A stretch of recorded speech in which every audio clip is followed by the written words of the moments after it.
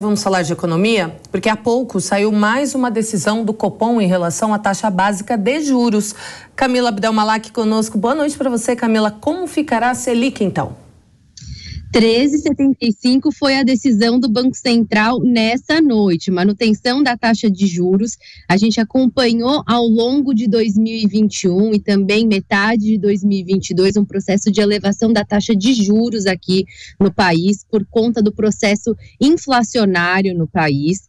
A taxa de juros começou o processo de elevação em março de 2021, encerrando em agosto de 2022, saiu de um patamar de 2% para 13,75%, portanto, essa é a terceira reunião consecutiva que o Banco Central mantém a taxa de juros estável, porque o Banco Central aqui do país já observa uma desaceleração da inflação bem relevante. A inflação que chegou ao patamar de 2 dígitos e ficou transitando por lá até julho desse ano, agora está num patamar ao redor de 6%, e o Banco Central começa a observar o efeito dessa elevação de juros. O objetivo da elevação de juros num país é contornar o processo inflacionário, e no país nós estamos observando isso diferente do que quando a gente olha para as economias lá fora. Estados Unidos, zona do euro, Reino Unido ainda enfrentam esse desafio da inflação. A grande dúvida, Kalina, nesse momento, principalmente em relação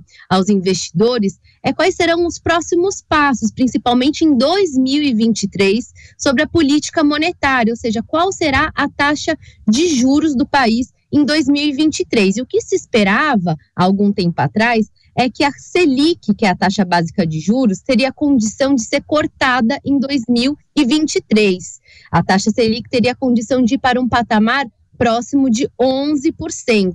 Mas por conta das discussões em relação à condução das contas públicas ao longo do próximo ano, o mercado está enxergando de uma maneira diferente a Selic. Talvez não haja condição de cortes no próximo ano. Então, a grande dúvida em relação ao futuro da política monetária aqui no nosso país está nas mãos do governo e da condução das contas públicas no próximo ano. Por hora, o que a gente enxerga é que a taxa de juros aqui no Brasil vai ficar elevada por um período prolongado.